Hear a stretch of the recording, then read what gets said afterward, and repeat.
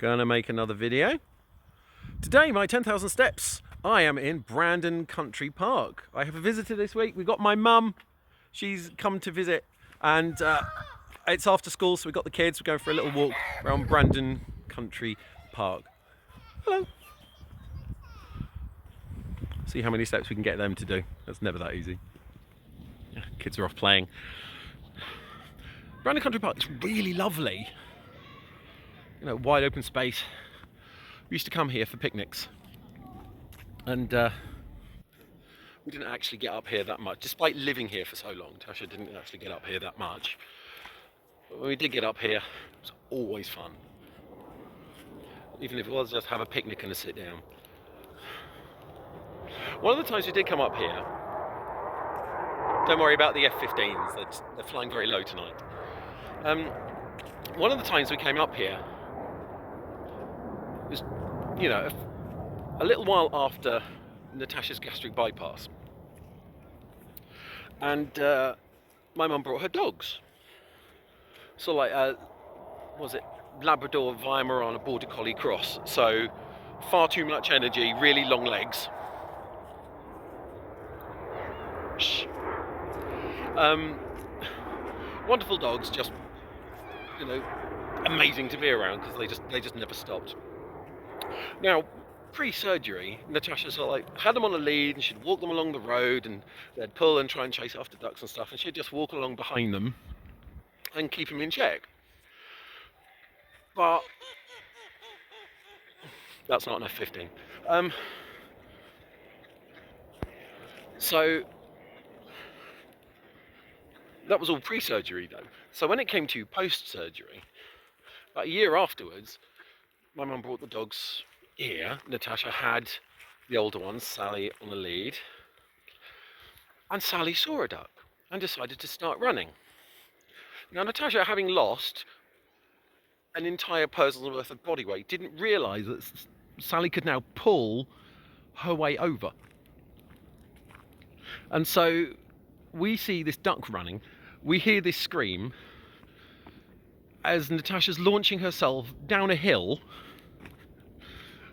She's had to let go of the lead so she didn't fall over, but she then physically couldn't stop herself from running, so she's just screaming and running down a small hill, unable to stop moving.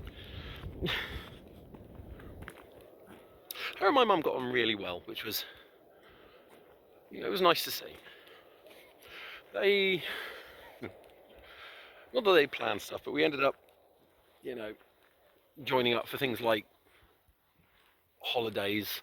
We went camping once. We ended up at a place called Tattershall Castle, just on this lovely little campsite. It's nice. We saw the 633 Squadron Memorial plaque. It's all this huge stone structure. We went to what's called a bield, which is kind of like halfway through building stuff, and they stopped for some reason. And there was this massive, it's a National Trust property. There's sort of like this massive fireplace, and I stood in it, and I was quite hidden. Tasha stood in it, and you could still see her. She was short enough that she actually wasn't big enough to stand in the fireplace, which was brilliant. I've got a photo of that somewhere. I probably can't find it now, but she liked that walk so much. It's the reason why we bought a National Trust membership. I've still got it. Planning on taking the kids to a lot more National Trust places in future. There's sort of like 600 in the country to look for, so. But we never did enough days out. That's one thing I do actually regret. You know, we should have spent more time out and about before it got too difficult. But of course, once lockdown hit, going out suddenly became a lot more scary. She had anxiety issues anyway, and then once lockdown hit and sort of like the fear of, you know, catching a bug that could affect your breathing, because one of the problems we had was Clara actually ended up in hospital at 3 months old with bronchiolitis, so her lungs weren't the strongest anyway. But you know, now have that fear that you could end up in hospital again Sasha was absolutely petrified.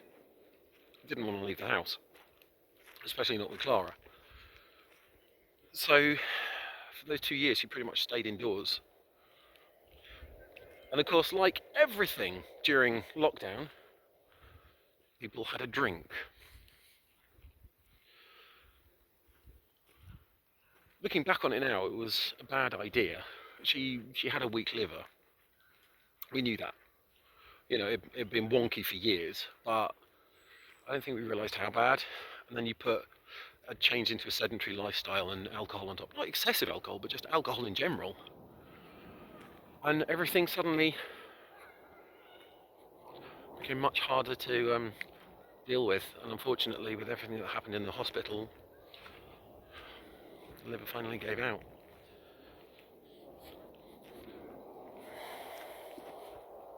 You know, in hindsight, I can look back and say, I'd do this differently, I'd do that differently, but don't have that luxury.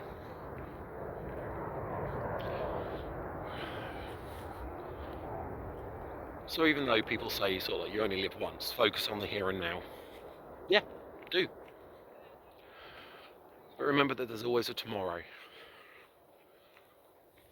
And you never know what that tomorrow is going to bring. What you're going to see, what you're going to miss.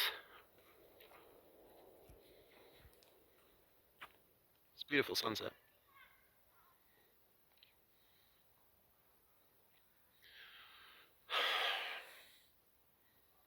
And tomorrow's going to be another lovely sunrise.